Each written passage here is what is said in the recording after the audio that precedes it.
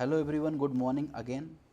मेरा नाम दिवस द्विवेदी है और मैं घटना सूत्र की इस खूबसूरत पहल में आप सभी का स्वागत करता हूं, जहां पर हमने ऑलरेडी आज के जो न्यूज आर्टिकल हैं उनको डिस्कस किया है। अब इस वीडियो में हम जो संबंधित एमसीक्यूज़ हैं, जो पॉसिबल हैं कि ऐसे एमसीक्यूज़ बने, उनको देखेंगे। साथ ही साथ मेंस आंसर राइटिंग को भी देखेंगे कि अगर इनसे संबंधित जो मुख्य परीक्षा में प्रश्न पूछे जाते हैं उसको कैसे अप्रोच करें, कैसे अच्छा एक आंसर लिखें करंट अफेयर बेस्ड, उसको स्टैटिक लिंक करते हुए। तो पहला जो आज का प्रश्न है प्रीलिम्स के संबंधित, उसके बारे में देखें, जो बात कर रहा है कि भारत की हरित हाइड्रोजन की जो नीति है उसके संदर्भ में निम्नलिखित में से कौन सा कथन सही है।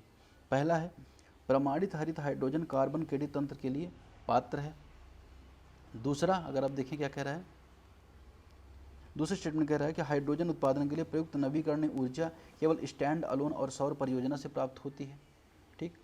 तीसरा, तमिलनाडु उन राज्यों में से एक है जहाँ बड़े पैमाने पर हरित हाइड्रोजन की परियोजनाएं संचालित हैं। अब इसमें देखिए, पहला स्टेटमेंट जहाँ पे बात करें कि प्रमाणित हरित हाइड्रोजन कार्बन क्रेडिट के लिए पात्र है, एकदम सही स्टेटमेंट है। वहीं बात करते हैं दूसरे स्टेटमेंट की, जो नवी बात कर रहा है, जो हाइड्रोजन उत्पादन प्रयुक्त नवीकरणीय ऊर्जा केवल स्टैंड अलोन परियोजना और सौर परियोजना से प्राप्त होती है, ऐसा नहीं है। ये दूसरे स्टेटमेंट यहाँ पे गलत हो जाएगा, अन्य स्रोत से भी प्राप्त होती है। वहीं तीसरा, तमिलनाडु उन राज्यों में से एक है जहां बड़े पैमाने पर हरित हाइड्रोजन विकास परियोजना विकसित की जा रही है। ये स्टेटमेंट सही है एकदम। तो पहला व तीसरा स्टेटमेंट यहाँ पे सही हो जाएगा। अब अगर हम बात करें भारत में हरित हाइड्रोजन मिशन के बारे में, तो आपको पता होना चाहिए कि जो नवीकरणीय ऊर्जा मंत्रालय है उसका नोडल एजेंसी के रूप में कार्य करता है। जहाँ पर आप देखें, इसका बेसिक पर्पज ये है कि जो ऊर्जा क्षेत्र है, उद्योग क्षेत्र है, मोबिलिटी है, उसको क्या करना, कार्बन मुक्त करना, और जो ग्रीन हाइड्रोजन उसको बढ़ावा देना। अगर हम बात करें, जो ग्रीन हाइड्रोजन प्रकृति में सबसे प्रचुर मात्रा में पाए जाने वाला तत्व है, लेकिन अन्य तत्वों के साथ इसे संयोजन में उपयोग किया जाता है। ठीक है। अब प्राकृतिक रूप से जो तत्व पाए जाते हैं, खासतौर पर यौगिक जैसे जल, उससे अलग करके इसे बनाया जाता है। तो ग्रीन हाइड्रोजन एक हरित ऊर्जा के रूप में बहुत अच्छा स्रोत है, जिससे भारत अपनी कार्बन आधारित जो ऊर्जा है उस पर निर्भरता कम कर सकता है। दूसरा प्रश्न बात कर रहा है, भारत कनाडा सेपा जो एग्रीमेंट है उसके संबंध में कौन सा कथन सही है। यहाँ पर इसके बारे में बात की जा रही है। अब अगर आप बात करें CEPA कॉम्प्रिहेंसिव इकोनॉमिक पार्टनरशिप जो एग्रीमेंट है, WTO के ढांचे के तहत एक बहुपक्षीय समझौता है। यह सही है गलत है आपको बताना है। दूसरा, राजनीतिक सुरक्षा संबंधी चिंताओं का द्विपक्षीय तनाव उत्पन्न होने से सेपा की जो वार्ताएं हैं वह रुकी हैं, यह भी बताना है कि इसके बारे में क्या है। वहीं तीसरा बात करें आप, तो तीसरा हम पाएंगे सेपा में सेवाएं, सर्विसेज, बौद्धिक संपदा सहयोग शामिल होते हैं। तो इनमें बताना है कौन कौन से स्टेटमेंट यहाँ पे सही है। तो अब अगर हम बात करें इसके बारे में, तो इसमें आप देखेंगे जो पहला स्टेटमेंट है जो बात करता है द्विपक्षीय समझौता WTO के अंतर्गत आता है, ये नहीं है, WTO के अंतर्गत नहीं आता। तो यहाँ पहले स्टेटमेंट गलत हो जाएगा, तो ये तीनों स्टेटमेंट गलत हो जाएंगे, और जो बी और सी है वो कहीं ना कहीं सही हो जाएंगे। अब अगर हम इनके बारे में अगर बात करें, जो द्विपक्षीय व्यापार समझौते होते हैं वो दो देशों के बीच जो व्यापार उसको आसान बनाने के लिए किए जाते हैं। खासतौर पर देखें, जैसे भारत मॉरिशस के साथ है, भारत मॉरिशस के साथ द्विपक्षीय समझौता है। ठीक। उसके बाद अगर आप देखें कुछ और समझौते हैं, जैसे RTO होता है, रीजनल ट्रेड एग्रीमेंट होता है, भारत आसियान के साथ फ्री ट्रेड एग्रीमेंट है, FTA होता है। अब अगर आप बात करें जो ये एग्रीमेंट है सेपा, जो भारत कोरिया के साथ है, जिससे व्यापार में जो बाधा है उनको कम किए जाने का प्रयास यहाँ पे किया जाता है। अगर हम बात करें सेपा के, विस्तृत रूप से होता है, जो केवल वस्त्रों को ही नहीं बल्कि सेवा, निवेश, आर्थिक सहयोग के अन्य पहलुओं को भी इसमें शामिल किया जाता है। तो ये दूसरे स्टेटमेंट तीसरे स्टेटमेंट यहाँ पे सही हो जाता है, पहला स्टेटमेंट खाली यहाँ पे गलत है। प्रश्न क्रमांक 3 पर चर्चा कर रहा है, भारत की अपशिष्ट प्रबंधन स्थिति में संबंधित निम्नलिखित तथ्यों पर विचार कीजिए। अब क्या अपशिष्ट प्रबंधन पर विचार करना है? विचार ये करना है कि भारत में खुले डंपिंग ग्राउंड स्वच्छ लैंडफिल्स का अनुपात 10:1 है। दूसरा, भारत में प्रति व्यक्ति प्रतिदिन औसत प्लास्टिक अपशिष्ट उत्पादन कुल नगर पालिका ठोस अपशिष्ट उत्पादन से अधिक है। तीसरा, न्यायपालिका ने केंद्र सरकार को अपशिष्ट दहन के लिए नए थर्मल पावर प्लांट स्थापित किए हैं। अब देखिए, सुप्रीम कोर्ट ने कई बार यहाँ पर डिसीजन दिया, खासतौर पर MC मेहता मामले में आपने सुना होगा। MC मेहता का सुप्रीम कोर्ट ने कहा था कि जो पोल्यूशन है उसको, खासतौर प्लास्टिक पोल्यूशन कम किया जाना चाहिए। खासतौर पर एक्सटेंडेड प्रोड्यूसर रिस्पॉन्सिबिलिटी के बारे में सुप्रीम कोर्ट ने बात की।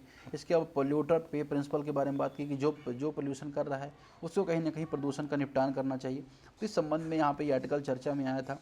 जो पहला स्टेटमेंट है यहाँ पे एकदम सही बात कर रहा है, लेकिन अगर आप देखें दूसरा स्टेटमेंट जो कह रहा है कि जो प्लास्टिक जो अपशिष्ट उत्पादन है वो नगर पालिका से ज़्यादा है प्रति व्यक्ति, वो गलत है। ठीक है। तीसरे स्टेटमेंट, न्यायपालिका ने केंद्र सरकार को अपशिष्ट दहन के लिए नए थर्मल पावर प्लांट स्थापित करने के निर्देश दिए, यह भी स्टेटमेंट गलत है, ऐसा कोई निर्देश सुप्रीम कोर्ट ने नहीं दिया है। ठीक है। अब अगर आप बात करें भारत में वेस्ट मैनेजमेंट की, जो सुप्रीम कोर्ट ने गाइडलाइन दी, लेकिन भारत में है क्या कानून, तो आपको पता होना चाहिए कि वेस्ट मैनेजमेंट रूल्स 2016 भारत में बने हैं। जो आप देखें भारत में कचरा प्रबंधन है, ठोस जैविक जो इलेक्ट्रिक कचरा है उसके प्रबंधन करने की बात करते हैं, रीयूज रिसाइकल की बात करें। वहीं अगर आप देखेंगे प्लास्टिक वेस्ट मैनेजमेंट रूल्स भी भारत में 2016 में ही बनाए गए थे। जो प्लास्टिक पोल्यूशन है, जो सिंगल यूज प्लास्टिक है, इसको प्रतिबंध लगाने के लिए बाद में आप देखेंगे 2020 में सिंगल यूज प्लास्टिक में पूरी तरह से बैन लगाया गया 1 जुलाई से। तो और साथ ही बात की जो 50 माइक्रोन से जो कर देगी छोटे प्लास्टिक, उसको बैन किया गया। उसके अलावा अगर आप देखेंगे ई वेस्ट पर, अगर आप देखें मैनेजमेंट रूल लाया गया 2011 में ई वेस्ट को। ई वेस्ट को किस तरह से ट्रीट करना है, क्योंकि मोबाइल फ़ोन कंप्यूटर का वेस्ट लगातार बढ़ता जा रहा है, उस संबंध में प्रावधान लाए गए। इस संदर्भ में भारत में देखिए कई प्रयास किए गए हैं। बस क्रमांक चौथा बात करें जलवायु परिवर्तन के संदर्भ में आम की सहनशीलता के संदर्भित निम्नलिखित कथनों पर विचार कीजिए। पहले, आम के वृक्षों में पर्यावरणीय परिवर्तन के प्रति स्वाभाविक शारीरिक अनुकूलन क्षमता होती है। दूसरा, आम की प्रजातियों में आनुवंशिक विविधता पुष्पन से कटाई तक की अवधि में लंबा करने में सहायक होती है। तीसरा, 2023-24 में सभी भारतीय राज्यों में लू के कारण आम की उत्पादकता में कमी दर्ज की गई। जो स्टेटमेंट ये सभी है, यहाँ पे गलत हो जाता है। पहला और दूसरा स्टेटमेंट यहाँ पे सही है। अगर आप बात करें इसके संबंध में, तो आम वृक्षों के प्राकृतिक अनुकूलन के गुण होते हैं, ये तो बात सही है। लेकिन अगर आप देखें यहाँ पर जो आम के बारे में स्टेटमेंट है, इसके अलावा कुछ आम के बारे में अगर आप यहाँ पे फैक्ट दे सकते हैं। जैसे अगर आप देखेंगे कि आम बेसिकली 24 से 30 डिग्री का टेम्परेचर होना चाहिए। हालांकि कम टेम्परेचर में आम उगाते हैं, लेकिन उसको पकने के लिए ज़्यादा टेम्परेचर चाहिए, बारिश भी चाहिए, पानी में जल्दी आम पक जाते हैं। अच्छी धूप की आवश्यकता होती है, 8 से 9 घंटे की धूप की आवश्यकता हो आम के पकने के लिए। गर्मी की लहर, अनियमित वर्षा, सर्दी की अधिकता से आम हालांकि प्रभावित होते हैं। लेकिन अगर आप देखें इनकी गर्मी की लहरों से, जलवायु परिवर्तन के कारण बढ़ती गर्मी, तापमान में उतार चढ़ाव से आम की गुणवत्ता उत्पादन लगातार प्रभावित हो रहा है। इस संबंध में आर्टिकल यहाँ पे आया था, जिस पर हमने यहाँ पे MCQ देखा है। अगला जो आर्टिकल, अगला प्रश्न बात करें 2025 में कनाडाई संघाई चुनाव में निम्नलिखित कथनों पर विचार कीजिए। कंजरवेटिव पार्टी ने ओंटारियो क्यूबेक में भारी बहुमत प्राप्त किया। ये गलत है। यहाँ पर जो कंजरवेटिव जो लिबरल पार्टी है, अगर आप देखेंगे उसने क्या किया, कनाडा में बहुमत प्राप्त किया और कहीं ना कहीं जो US के विरोध एक कार्ड खेल के उसने क्या किया, चुनाव जीत लिया। लिबरल पार्टी के पुनरुत्थान की वजह डोनाल्ड ट्रंप की नीतियाँ प्रति अमेरिकी विदेश भावना थी। एकदम सही स्टेटमेंट है। पीपल्स पार्टी ग्रीन पार्टी 2021 की तुलना में अपने राष्ट्रीय वोट शेयर में वृद्धि की। ये स्टेटमेंट यहाँ पे गलत है। तो केवल 2 स्टेटमेंट यहाँ पे सही है। अगर हम बात करें कनाडा में, तो कनाडा में अगर आप देखें संवैधानिक राजतंत्र व्याप्त है, संवैधानिक राजतंत्र वाला देश है, जहाँ पर प्रधानमंत्री तो है, लेकिन अगर आप देखें राज्य प्रमुख ब्रिटिश के जो सम्राट हैं उनको माना जाता है। सरकार प्रमुख प्रधानमंत्री होता है। अगर आप देखें वहाँ संघीय सरकार में 10 प्रांत 3 क्षेत्रों के बीच विभाजित होते हैं। 1867 के जो संविधान अधिनियम संघीय प्रांतीय सरकार भी शक्तियों का विभाजन करता है। लिबरल पार्टी अगर आप देखें वहाँ पे केंद्र में समाजवादी वर्तमान में सत्ता में है, जिसका नेतृत्व जस्टिन ट्रूडो कर रहे हैं 2025 से। वहीं कंजर्वेटिव पार्टी जो दक्षिणपंथी पार्टी है ना, अक्सर इसका जो मुख्य विपक्ष में रहती है। इसके अलावा और party, new Democrat party, block cubic party, green party जो पर्यावरण मुद्दों को केंद्रित करती है उसे ग्रीन पार्टी कहा जाता है यहाँ पर। ठीक, पर कनाडा जो संसद इसे हाउस ऑफ कॉमन्स कहा जाता है, ऊपरी सदन को सीनेट कहा जाता है। ये हमने चीज़ यहाँ पर देख ली। अब हम बात करें मुख्य प्रश्न पर क्या चर्चा करना है। देखिए, प्लास्टिक पॉल्यूशन भारत की सबसे बड़ी पर्यावरणीय शासन संबंधी चुनौतियों में से एक के रूप में उभरा है। तो पहले यही प्रश्न बता रहा है कि चुनौती है। अब चुनौती किस तरह से है, ये चीज़ हमें ध्यान रखनी है। लेकिन इस संदर्भ में अगर आप देखेंगे न्यायपालिका की भूमिका जो निकल के आ रही है पर्यावरण संरक्षण को लागू करने में, उसको यहाँ पे विश्लेषण करना है। तो सबसे पहले परिचय में अगर आप बात करें, तो परिचय में आपको बताना पड़ेगा कि जो पर्यावरणीय प्रदूषण है वो किस तरह से है। उसके लिए कुछ आपको आंकड़े देने पड़ेंगे। जैसे आप बता सकते हैं कि 9.3 मिलियन टन के आसपास प्लास्टिक कचरा उत्पन्न हो रहा है।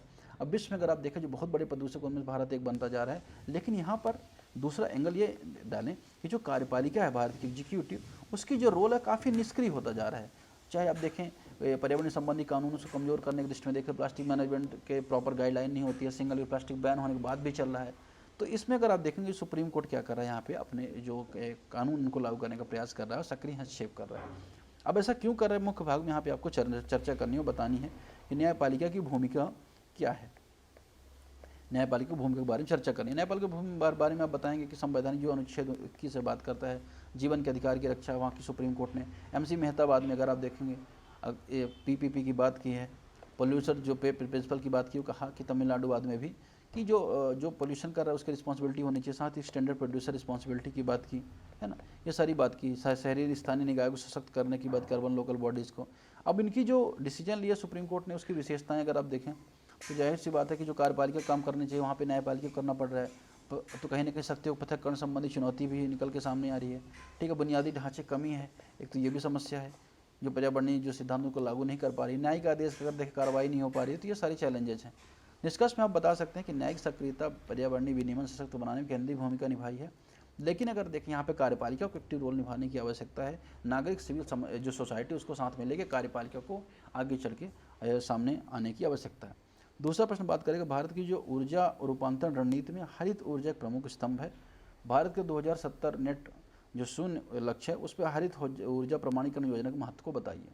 अब ये ग्रीन हाइड्रोजन के बारे में बात कर रहे हैं, क्योंकि आज आर्टिकल भी था। ग्रीन हाइड्रोजन के बारे में अगर आप बात बताएं तो बता दें सही है, तो आप बता सकते हैं ग्रीन हाइड्रोजन है क्या, जिस तरह से इलेक्ट्रोलिसिस जो प्रक्रिया होती है उससे ग्रीन हाइड्रोजन उत्पन्न होता है, यह आप बता सकते हैं। साथ ही यह बताते हैं कि भारत सरकार ने हाल में 30 अप्रैल 2025 को हरित हाइड्रोजन प्रमाणीकरण योजना प्रारंभ की थी, जिस वजह से काफ़ी चर्चा में है, जो बात करता है कि इसकी पारदर्शिता जवाबदेहिता सुनिश्चित करता है हाइड्रोजन ऊर्जा के उत्पादन के लिए, जो 2070 का जीरो कार्बन टारगेट है उसके लिए महत्वपूर्ण है। यहाँ पे इंटरव्यू बताएं। फिर प्रमाणीकरण का महत्व आप बताएं, क्या महत्व है अगर आप बात करें तो देखिए, अगर प्रमाणीकरण बढ़ता है तो इससे क्या मानकीकृत का ढांचा बेहतर होगा, कार्बन क्रेडिट की पात्रता बढ़ेगी, कार्बन क्रेडिट का व्यापार बढ़ेगा, जिससे अगर आप देखिए कि नए व्यापार के स्कोप खुलेगा, वैश्विक व्यापार अनुपालन सुनिश्चित होगा, साथ ही साथ प्रोत्साहन आधारित सत्यापन भी होगा। तो अगर आप देखें इस तरह से मदद हो पाएगी। वहीं हरित अर्थव्यवस्था में अगर आप देखें उसको समर्थन कैसे मिले, जैसे भारत का लक्ष्य है 2030 तक 500 जो गीगावाट है ऊर्जा को हरित क्षेत्र से उत्पन्न करना, उसमें प्राप्त हो पाएगा। साथ ही साथ अगर आप देखें तो PLI स्कीम सरकार ने लाई थी, जिसमें ग्रीन हाइड्रोजन को भी जोड़ा था। साथ ही साथ वायबिलिटी गैप फंडिंग के माध्यम से ग्रीन हाइड्रोजन के क्षेत्र में सहायता करने के जो सरकार प्रयास उसको भी यहाँ पे समर्थन मिल सकता है।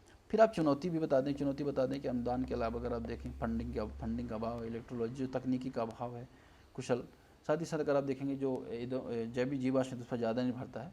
लेकिन यहाँ पे आपको वे फॉरवर्ड लेके आना है और निष्कर्ष में आपको बताना है कि भारत में ऊर्जा रूपांतरण रणनीति को वैश्विक बाजारों की आवश्यकता और विश्वसनीयता के आधार पर कार्य करना चाहिए। पर्यावरण सुरक्षा को, विकास को, संधारणीय विकास को यहाँ पे साथ में लेकर चलना चाहिए। तो आज के प्रश्नोत्तर डिस्कशन में